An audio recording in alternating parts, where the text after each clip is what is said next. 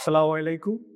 আমি doctor Tamim Muntasir, medicine বিশেষজ্ঞ হিসেবে এখানে ল্যাবের নোয়াখালী শাখায় আছি।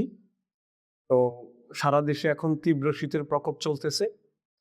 আমরা এই তীব্র শীতের প্রকোপে বিশেষ করে যাদের শ্বাসকষ্ট, হাঁপানিজনিত সমস্যা আছে, এই ধরনের রোগীরা খুব বেশি ভোগান্তিতে রয়েছে এবং একই সাথে যাদের দীর্ঘদিন ধরে হার্টের সমস্যা রয়েছে, সেই ধরনের রোগীদের নতুন করে হার্ট অ্যাটাক হচ্ছে বা হার্ট অ্যাটাক জনিত অন্যান্য জটিলতা তারা ভুগতেছেন।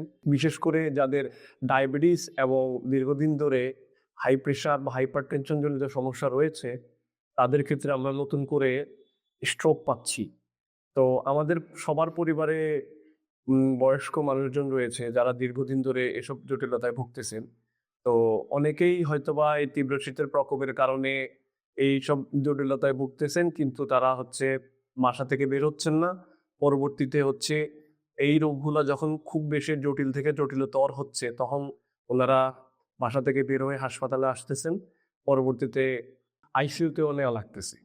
তো এইজন্য বলবো যে এই তীব্র শীতের প্রকোপে এই যে বক্ষব্যাধিজনিত সমস্যা, কিডনিজনিত সমস্যা বা ডায়াবেটিস, স্ট্রোক, হার্টের সমস্যায় যারা ভুগতেছেন, তারা যে বাসায় বিলম্ব না করে তাড়াতাড়ি চিকিৎসকের শরণাপন্ন হবেন। এতে করে আপনাদের রোগটা দ্রুত নির্মূল হওয়ার সম্ভাবনা থাকবে। একই সাথে আপনাদের মূল্যবান জীবন বেঁচে যাবে। আপনাদের সেবায় আমি প্রতি শনি থেকে বুধবার আছি নোয়াখালী ল্যাবের শাখায়।